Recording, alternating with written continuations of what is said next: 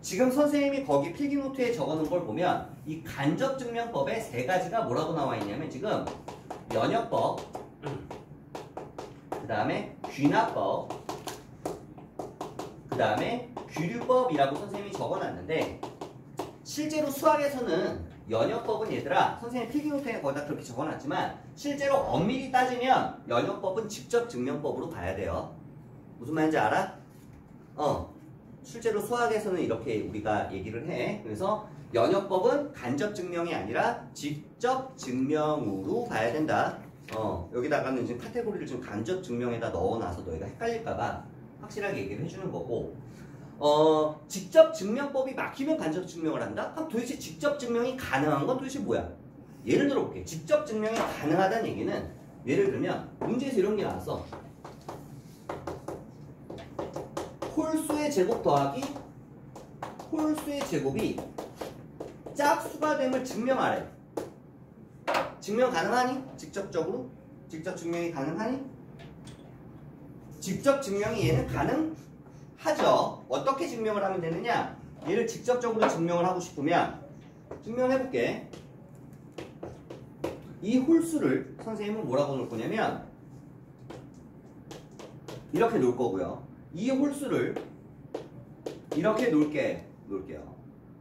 단 mn은 정수야. 왜 정수야? 자연수가 아니라. 얘들아, 0은 홀수야 짝수야? 0은? 0은? 0. 짝수. 0이 짝수야? 아니요. 짝수. 0이 짝수예요. 왜? 0, 1이 홀수니까. 마이너스 1은 홀수야? 홀수. 마이너스 2요? 마이너스 1, 마이너스 1. 마이너스 3. 얘네들 홀수야? 네. 홀수예요. 너희가 착각하고 있는 게 홀수 짝수의 개념이 자연수라고 생각하는 애들이 있어. 자연수범이라고. 홀수 짝수의 정의는 수학에서 정수범이에요. 정수범이. 0은 짝수야. 짝수의 정의는 이거야. 이게 짝수야. 여기서 단 m이 뭐라고 정의되어 있냐면 m은 정수라고 정의되어 있어요. 그럼 m이 정수니까 0 대입하면 돼, 안 돼? 네. 되잖아. 0 대입하면 0은 짝수지. 마이너스 1 대입하면 마이너스 2는 짝수지. 이해돼 무슨 말인지? 홀수 짝수의 개념은 수학에서 자연수범위가 아니라 정수범위예요. 그러면 mn은 정수고 얘가 홀수고 얘가 홀수인데 얘를 어떻게 한대? 제곱을 한대. 얘도 어떻게 한대? 제곱을 한대. 그 다음에 어떻게 한대? 더한대. 그럼 더해봐. 더하면 얘는 2로 묶여 안 묶여? 정리해볼게.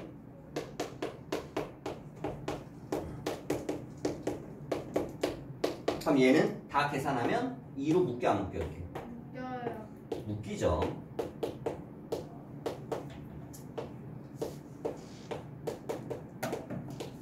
그러면 이렇게 한 다음에 2를 곱하니까 얘는 당연히 뭐가 되는 거야? 얘가 뭐야? 정수야. 정수는 사측 연산에 대해서 기본적으로 곱셈과 덧셈만 나오죠. 지금은 곱셈과 덧셈에 대해서 정수는 닫혀있어요. 이걸 뭐 닫혀있다고 부르는데 이 개념이 지금 교과가 빠져서 너희가 모르겠지만 정수끼리 곱하고 정수끼리 더하면 나온 결과가 다 정수 안에서 나온다는 얘기야. 닫혀있다는 얘기야. 그래서 얘가 정수가 나오니까 2 곱하기 정수꼴이니까 얘는 당연히 뭐라고 얘기할 수 있어? 짝수라고 얘기할 수 있어. 이걸 보고 우리는 직접 증명이라고 불러. 이게 직접 증명한 거야. 그냥. 홀수는 때려놓고 짝수 때려놓고 정리해서 2로 묶어서 짝수인 걸 직접적으로 보여줬잖아. 이게 직접 증명인데 이런 직접 증명이 가능하면 당연히 직접 증명으로 증명을 하는 게 가장 좋죠. 근데 이런 직접 증명법이 불가능하면 그러면 어쩔 수 없이 간접 증명을 해야 되는 거야. 예를 들면 어떤 경우냐면 너희 가장 많이 보는 게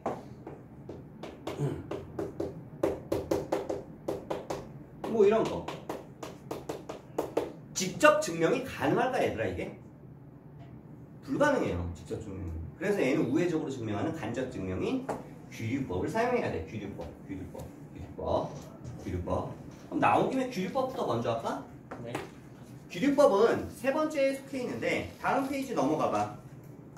뒷페이지에 보면 밑에 3번 해서 규류법이라고 나와 있죠. 네.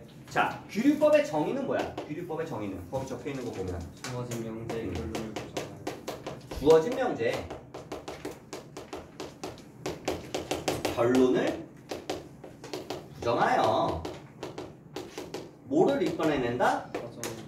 가정의 모순을 이끌어내는 거야. 그래서 주어진 명제가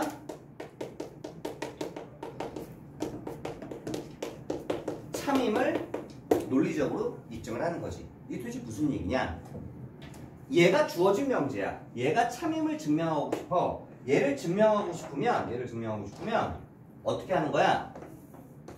귀류법으로 증명을 하면 주어진 명제에 뭐뭐이면 뭐뭐이다. 가정과 결론 부분이 이거잖아. 무리수이다. 이 결론을 부정을 하는 거야. 자, 이 세상의 실수는 유리수 아니면 무리수밖에 없죠. 실수 안에는. 그럼 무리수를 부정을 하면 뭐가 돼? 무리수가 아니다. 그럼 뭐야? 유리수이다라고 결론을 어떻게 한다고? 부정을 해주는 거지. 결론 부정.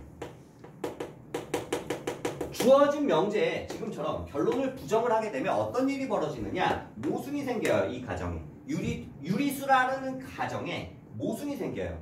그럼 이런 모순이 왜 생기는 거야? 이 주어진 명제의 결론을 얘를 부정했으니까 이게 모순이 생기는 거 아니냐? 그러니까 부정을 하면 된다, 안 된다? 안 된다. 이 주어진 명제가 참이다. 왜? 이거면 안 되니까 이제 무조건 이거겠지. 유리수, 무리수밖에 없으니까 이 세상에. 유리수 실수했는데. 그럼 얘를 가지고 증명을 해봐서 뭘 만들어? 모순을 찾아내는 거야. 자, 루트 2가 유리수라고 하면 유리수랑 똑같은 말이 뭐야? 분수야, 분수. 수학에서 유리수의 정의는 A분의 B 기하분수로 나타낼 수 있는 수야. 유리수의 정의가 수학에서. 그래서 얘가 유리수라고 하면 얘는 당연히 유리수니까 A분의 B 기하분수로 나타낼 수 있어야 돼, 없어야 돼? 있어야 돼요. 기하분수로 나타낸다는 얘기는 당연히 A와 B가 뭐라는 얘기야? 서로? 소란 얘기겠죠? 맞아? 그럼 이 넘어가면 어떻게 돼? 루트 2a는 b가 되고요. 양변을 제곱해. 그럼 얼마가 나와? 이게 나와요. 그럼 여기서 우리는 생각을 할 수 있어. 어떤 생각? b제곱은 2 곱하기 a제곱이니까 b제곱은 2의 배수구나. 맞아? 맞아? b제곱은 2의 배수구나. 그럼 b제곱이 2의 배수면 A와 B는 서로 소인 자연수니까 당연히 B제곱이 2의 배수면 B도 2의 배수겠죠. 맞아 안 맞아? 왜냐면 A, B는 자연수니까 지금. 그러면 B가 2의 배수면 B를 뭐라고 쓸 수 있어? 2K라고 쓸 수 있어. 2K. 맞아? 당연히 K는 자연수. 그러면 얘를 여기다가 쏙 대입할 수 있어 없어? 있죠. 대입을 해주면 2A제곱은 얼마가 나와? 4K제곱. 4K제곱. 그럼 A제곱은 얼마가 돼? 2K제곱. 그럼 당연히 A제곱이 뭐가 돼? 2의 배수겠죠. 맞아 안 맞아? 맞아요. A제곱이 2의 배수면 얘는 자연수니까 당연히 A도 2의 배수가 되겠죠. 자, 어떤 일이 벌어지느냐? 루트 2가 유리수라고 했을 때 B가 2의 배수고 A도 2의 배수가 되면 A와 B가 서로 소라는 기하분수라는 거에 뭐가 생겨? 이 가정에 모순이 생겨요. 맞아 안 맞아? 이런 모순이 왜 생기는 거야? 주어진 명제의 결론을 부정을 했으니까 이런 모순이 생기는 거 아니냐? 한마디로 루트 2는 유리수가 될 수 있다 없다? 없다. 무리수가 맞다. 주어진 명제가 참이다. 이런 식으로 논리적으로 접근하는 간접적으로 우회적으로 증명하는 게 간접증명법이야. 직접 증명이 불가능하기 때문에 이런 짓을 하는 거지. 여기까지 이해돼? 그러면 여기 나오는 연역법, 아까 얘기했다시피 연역법은 이제 직접증명법이라고 했는데 연역법이라는 게 뭐냐면 연역법은 너희도 이거 알고 있어. 똑같은 말로 이게 뭐냐면 3단노법이야. 3단노법. 3단노법이 뭐냐면 A이면 B이다. B이면 C이다. 그때 앞으로 A이면 C이다. 이게 3단 논법이야 얘들아. A면 B고 B가 C면 A가 C가 된다. 이게 3단 논법이야. 쉽지? 맞아? 맞지? 얘를 식으로 표현하면 A가 B고 B가 C면 따라서 A가 C가 된다. 이게 3단 논법이야. 이게 3단 논법. 근데 이게 요 폼만 만족하면 무조건 만족하는 게 아니라 조건이 있어요. 뭐 화살표가 2개짜리여야 되지. 위에가 2개짜리. 그 얘기 뭐야? 화살표가 2개짜리라는 얘기네. 이 명제가 각각이 참여해야 된다는 거지. 그래서 이걸 가지고 두 가지로 얘기할 수 있는데 이 3단문법, 연역법이 참여되기 위한 이게 성립하게 하기 위한 이거일 때 이게 성립하기 위한 전제 조건을 따지자면 첫 번째가 바로 형식적 타당성이라고 해요. 두 번째는 바로 내용의 건전성이라고 해요. 물론 수학보다는 언어 영역에서, 국어에서, 논리에서 다루는 내용이긴 하지만 이 두 개가 기본 전제 조건이에요. 이게 무슨 얘기냐면 형식적 타당성은 동그라미가 네모다, 네모면 세모다, 따라서 동그라미면 세모다. 이 폼, 형태를 만족해야 되는 게 형식적 타당성이에요. 일단 첫 번째가. 그리고 두 번째는 이 형태만 만족해서 되는 게 아니라 반드시 각각의 내용이 이게 짝대기가 두 개짜리여야 된다. 즉 얘가 각각이 참여해야 된다. 이게 내용의 건전성이라는 거야. 이 두 가지만 근데 만족을 시키면 얘는 지구가 두 쪽이 나도 항상 성립하는 아주 강력한 증명법이 된다라는 얘기야. 여기까지 해야 돼. 여기까지 해야 돼. 예를 들어서 거기 보면 뭐가 이제 이리젠플이 있냐면 앞에 이제 그 연역법, 산단문법 보면 갑돌이는 처녀다. 처녀는 여자다. 따라서 고로 갑돌이는 여자다 라는 문장이 있어. 얘를 보면 형태를 봤을 때 동그라미면 네모다, 네모면 세모다, 따라서 동그라미면 세모다. 어때? 형식적 타당성을 만족하죠? 그치? 근데 얘는 이 연역법은 성립하지 않아. 왜 그럴까? 내용의 건전성, 즉 얘를 만족하지 못해. 무슨 말이냐? 이게 갑돌이가 처녀다. 이게 참이야 거짓이야? 이게 거짓이란 말이야. 얘는 참인데 둘 중에 하나만 거짓이 되더라도 얘는 참이 될 수가 없어요. 그게 바로 내용의 건전성을 얘기하는 거야. 이게 왜 거짓이야? 갑순이가 처녀야. 갑돌이는 총각이야. 여기에는 이의를 제기하지 마. 갑돌이가 총각이야. 얘는 갑돌이가 총각이야. 갑순이가 처녀야. 갑돌이는 남자애야. 갑돌이가 처녀다라는 자체가 이게 거짓이기 때문에 아무리 형식적인 폼을 만족한다 하더라도 이 문장이 명제가 거짓이면 얘가 거짓이 된다라는 내용. 이게 바로 이 두 가지를 동시에 만족해야지만 된다라는 내용이고, 마지막 하나 남은 게 뭐야? 이제 이 셋 중에서 마지막 하나 남은 게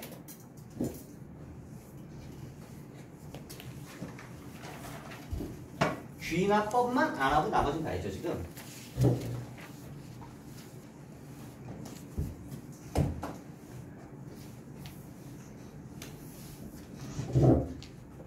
자, 이제 마지막 귀납법에 대한 얘기를 할 건데, 그 귀납법이라는 거는 우리가 똑같은 말로 이제 귀납추리라고도 하는데, 일반적으로 우리가 일반적인 사실을 가지고 어떤 세부적인 사실을 유추하는 게 연역추리라고 하면, 거꾸로 세부적인 하나의 개개의 사실로부터 일반적인 사실을 유추해내는 걸 보고 뭐라고 불러? 귀납법, 귀납추리라고 불러. 뭐라고? 개개의 사실로부터 일반적인 사실을 유추해내는 거. 거기 보면 나와 있죠. 써 있으니까 여기다 안 쓸게. 필기노트에 써 있으니까. 거기 example을 보면 뭐라고 나와 있니? 이순신 장군은 죽었다. 소크라테스도 죽었다. 이승만 대통령도 죽었다. 점점점점점. 이런 수많은 example들을 가지고 결론은 고로 사람은 죽는다라는 일반적인 명제를 이끌어내는 거지. 무슨 말인지 알아?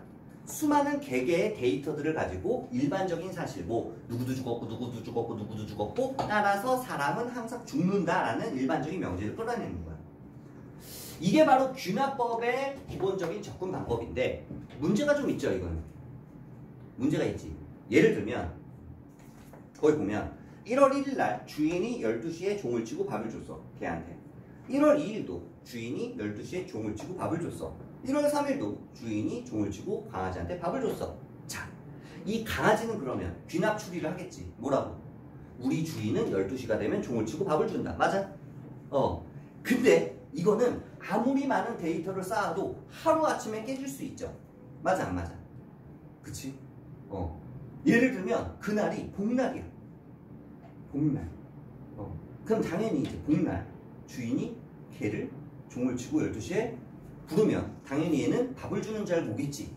하지만 복날이니까 그날은 강아지가 밥이 되는 날이야. 그러면 그지? 그럼 그날부로 강아지의 귀납추리는 한 방에 깨지는 거야. 절대로 보신탕을 먹으면 안 돼, 얘들아. 절대로 먹으면 안 돼, 보신탕은.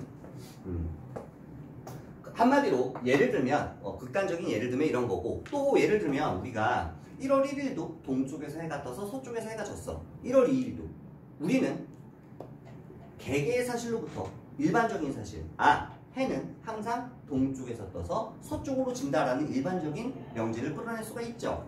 하지만 예를 들어서 뭐 소행성이 갑자기 딱 부딪혀가지고 지구 자전축이 뒤집어지면 뭐 거꾸로 돌 수도 있잖아. 그럼 뭐 거꾸로 서쪽에서 해가 뜰 수도 있잖아. 예를 들면 천재지변이 있다면 이런 식으로 어떤 천재지변이나 아니면 순간적으로 항상 깨질 수 있는 아주 약한 증명법이야. 귀납법은 약한 증명법. 그런데 얘를 수학에서는 따로 수학적 귀납법이라고 해서 따로 수학적으로 접근을 하는 방법이 있어요. 이건 나중에 언제 배우냐면 고등학교 1학년 때 배워. 수1에서 수열 파트 넘어가서 이 수학적 귀납법은 수학적으로 접근을 해서 증명을 하는데 얘는 거의 직접 증명법과 맞먹는 아주 파워풀한 증명 방법이야. 수학적 귀납법은 자연현상, 뭐 문화 아니면 뭐 이런 사회, 역사, 자연현상 이런 부분과는 다르게 수학적으로 이걸 접근을 했을 때에는 굉장히 파워풀한데 간단한 내용으로 얘기하면 n이 1일 때 성립함을 먼저 보여주고 n이 k일 때 성립함을 가정을 했을 때 n이 k 플러스 1일 때 성립함을 증명을 해주면 보여주면 k일 때 성립할 때 k 플러스 1도 성립한대. 그러면 1일 때니까 2도 성립하고 2면 3도 성립하고 3이면 4도 성립하고 이걸 보고 이제 약간 체인룰처럼 연쇄적으로 계속해서 일어나니까 모든 자연수에 대해서 성립한다라고 얘기할 수가 있는데 이게 바로 수학적 귀납법을 접근하는 아이디어고 나중에 이거는 수1에서 배울 거니까 지금은 자세하게 얘기하지 않을게. 네. 여기까지 해서 귀류법에 대한 얘기가 전부 다 끝났고 마지막 하나 남은 것만 빨리 끝내자. 그리고 시계 해줄게. 봐봐. 세 번째 나오는 게 바로 뭐냐면 명제, 역과 이와 대우예요. 거기 이제 그림을 보면 P면 Q이다가 있으면 이거의 역은 뭐야? 역은 P면 Q이다의 역은 뭐야? 거꾸로 Q이면 P이다. 이걸 보고 우리 뭐라고 불러? 역이라고 불러. 이걸 보고 우리는 역이라고 불러. 즉 이게 주어진 명제면 이 주어진 명제에 얘는 역 명제야. 역 명제. 맞아? 근데 이거는 너희들도 역을 들어본 적이 있을 테지만 역 명제 말도 또 뭐도 있냐면 순서는 바꾸지 않고 낫만 붙여. 어떻게? 낫 P이면 낫 Q이다. 가능하지. 순서는 바꾸지 않고 각각 앞뒤에다 낫만 붙이는 거야. 부정만 하는 거야. 그럼 얘를 보고 뭐라고 부를까 우리는? 얘를 보고 이 명제라고 불러요. 이 명제. 그 다음 얘를 그러면 순서도 바꾸고 이렇게 낫도 붙일 수 있지 않나? 경우의 수가? 그지? 순서도 바꾸고 낫도 붙일 수도 있겠지. 이걸 보고 우리는 뭐라고 부르냐면 얘를 보고 대우 명제라고 불러요. 대우 명제. 그러면 얘랑 얘랑도 대우 관계가 돼. 얘랑 얘랑도 대우 관계가 돼. 세로 관계는 낫만 붙인 거니까 이 관계가 돼요. 가로는 가로끼리는 서로 항상 서로 앞뒤가 순서만 바뀐 역이 돼요. 역은 앞뒤 순서만 바꾸는 거고 이는 부정만 하는 거고 대우는 순서도 바꾸고 부정도 하는 거야. 이렇게 해서 우리가 알고 있는 명제가 기본 명제와 역 명제는 어느 정도 상식적으로 알고 있지만 이 명제와 대우 명제는 여기서 처음 배우지. 자, 그럼 여기서 가장 중요한 게 뭐냐? 주어진 명제를 기준으로 가장 중요한 게 바로 대우 명제예요. 대우 명제. 이게 겁나 중요해. 이게 왜 중요하냐면 얘는 피타고라스 정리처럼 증명이 끝난 하나의 정리야. 뭐냐? 주어진 명제와 대우 명제는 항상 참거짓이 동일하게 움직여. 무슨 얘기냐? 주어진 명제가 참이면 대우 명제도 무조건 참이에요. 얘가 거짓이면 얘도 무조건 거짓이야. 항상. 그래서 이거는 증명이 끝난 하나의 정리이기 때문에 우리는 얘를 언제든지 쓸 수가 있어. 뭐라고? 주어진 명제와 대우 명제는 참거짓이 항상 동일하게 같이 움직이더라. 그러면 어떤 경우에 이거를 우리가 쓸 수가 있느냐? 예를 들면 거기 이점표 봐봐. 대우 명제 나온 거. xy가 0이 아니면 x제곱 더하기 y제곱이 0이 아니다. 이걸 증명하고 싶어. 뭐 당연히 단 xy는 실수야. 실수. xy는 실수 범위에서. 야 근데 졸면서 들면 이게 머리에 들어가냐? 나중에 문제를 풀 수 있을까? 다들 밤샜어 어저께? 어? 신기하네.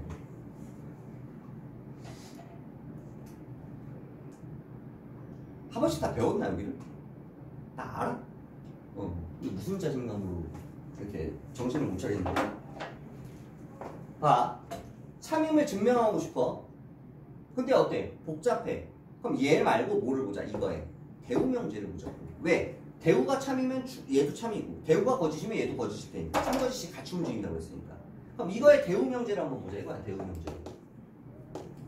대우 명제를 쓰면 대우는 순서도 바꾸고 낫도 붙여야 되지. 그럼 순서도 바꾸고 낫도 붙이면 얘가 앞으로 오고 여기다 낫을 하면 뭐가 돼? 낫을 하면 부정을 하면 이거의 부정은 뭐야?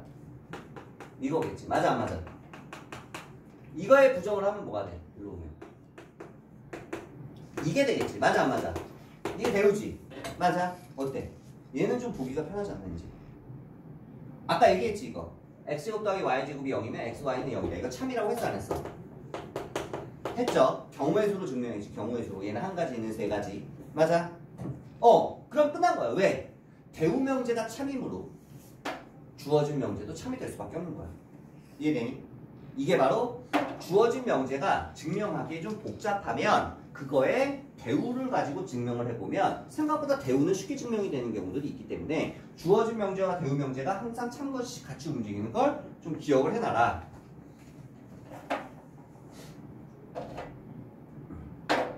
마지막 4번. 비둘기집의 원리는 하지 않을 거예요. 교과 과정에서 지금 빠져있어서.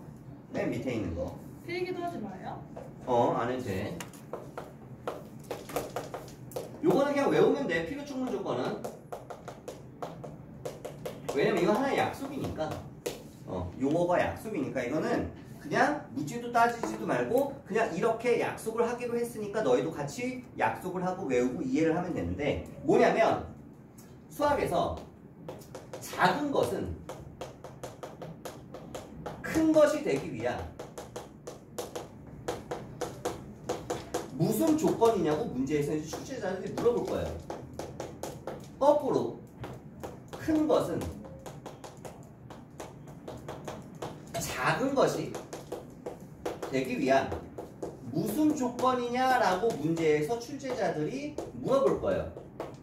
그럼 이때 우리는 얘를 뭐라고 대답하기로 약속을 했냐면 작은 것은 큰 것이 되기 위한 충분 조건입니다 라고 대답을 하면 되는 거야. 앞으로 외우면 돼. 약속이야. 큰 것은 작은 것이 되기 위한 무슨 조건이냐 라고 물어보면 우리는 필요 조건이다 라고 대답을 해주는 거야. 이게 약속이야. 만약에 서로 같다면 서로 같은 것은